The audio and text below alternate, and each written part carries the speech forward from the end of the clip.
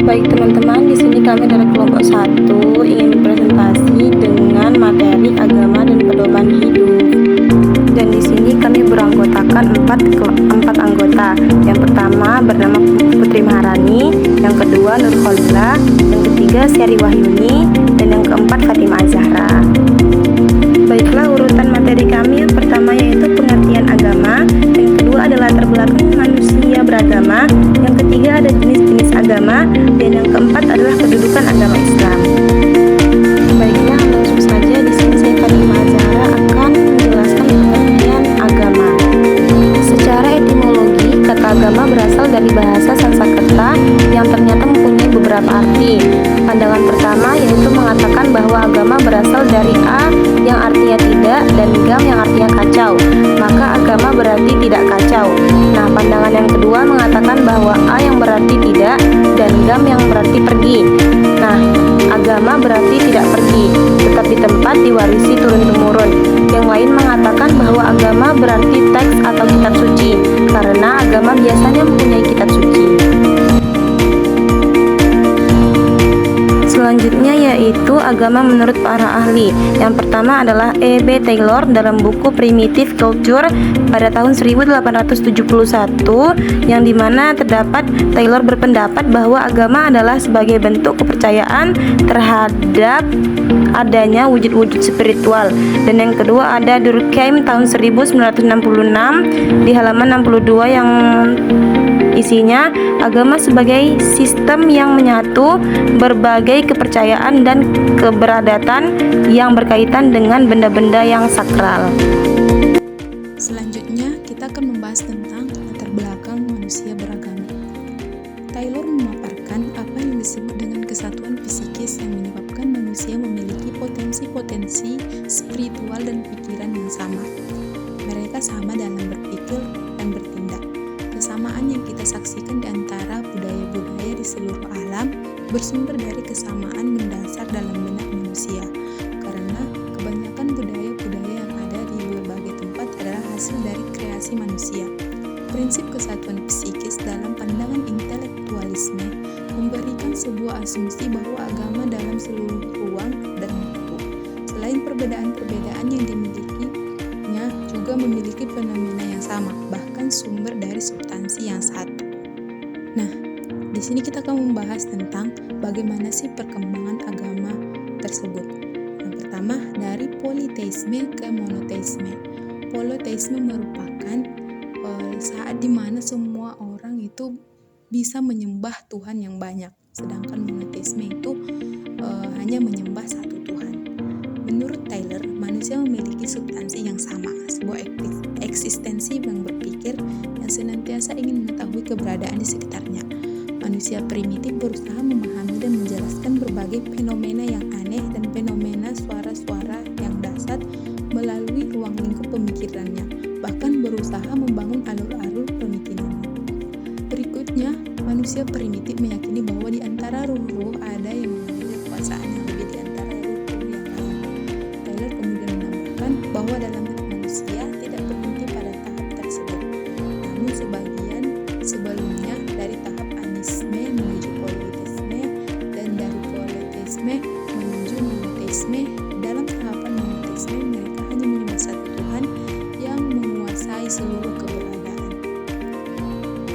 Dengan demikian diketahui bahwa intelektualisme menganggap agama sebagai jawaban dari kebutuhan pengetahuan manusia. Menurut pandangan ini, agama adalah produk manusia primitif. Pengutip kata Taylor, produk filosof liar dalam menjelaskan fenomena sekitarnya.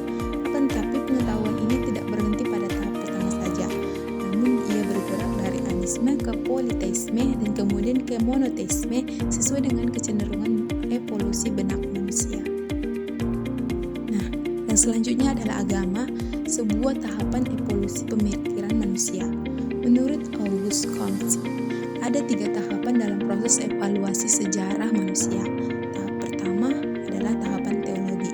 Menurutnya, dalam tahapan ini, manusia memiliki keyakinan bahwa di balik fenomena-fenomena alam ini dikontrol oleh suatu keberadaan metafisik.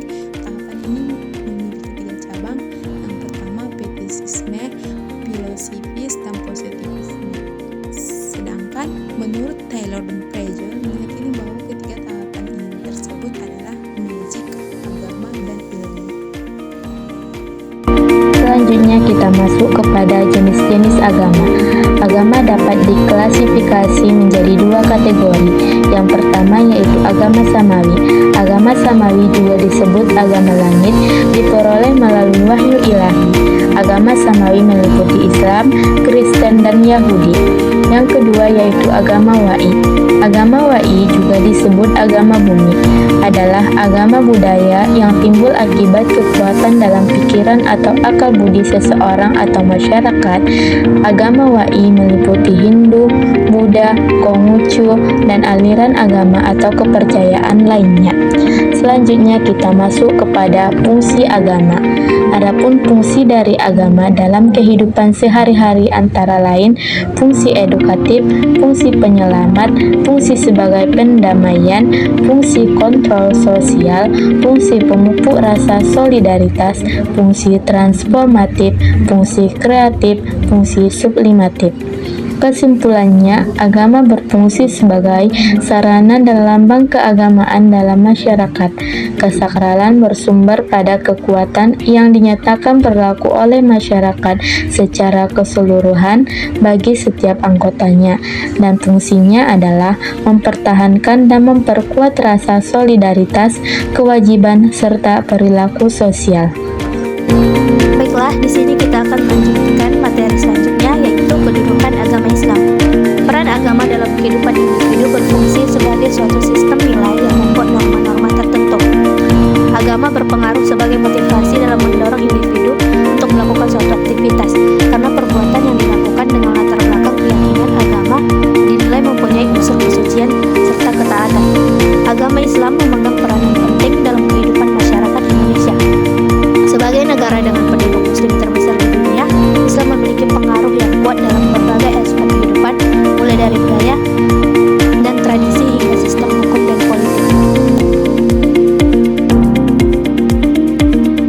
Para ahli filsafat Islam seperti Ibnu Sina, Avicenna, Al-Ghazali, Al-Farabi, dan Ibnu Rushd Averroes menekankan pentingnya akal dan logika dalam memahami dan menafsirkan agama Islam.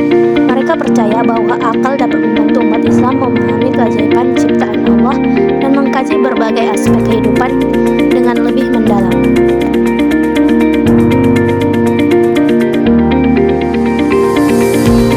Nah, yang terakhir yaitu kesimpulan. Kesimpulan dapat kita ambil dari materi ini yaitu agama memberikan kerangka moral dan spiritual yang kuat untuk menjalani kehidupan. Ajaran agama mengajarkan nilai-nilai luhur seperti kejujuran, kasih sayang, dan toleransi, dan menjadi pedoman dalam berinteraksi dengan sesama dan lingkungan. Dengan memahami dan mengamalkan ajaran agama, kita dapat membangun kehidupan yang bermakna dan bermanfaat bagi diri sendiri dan orang lain. Sekian materi kami. Terima kasih. Wassalamualaikum warahmatullahi wabarakatuh.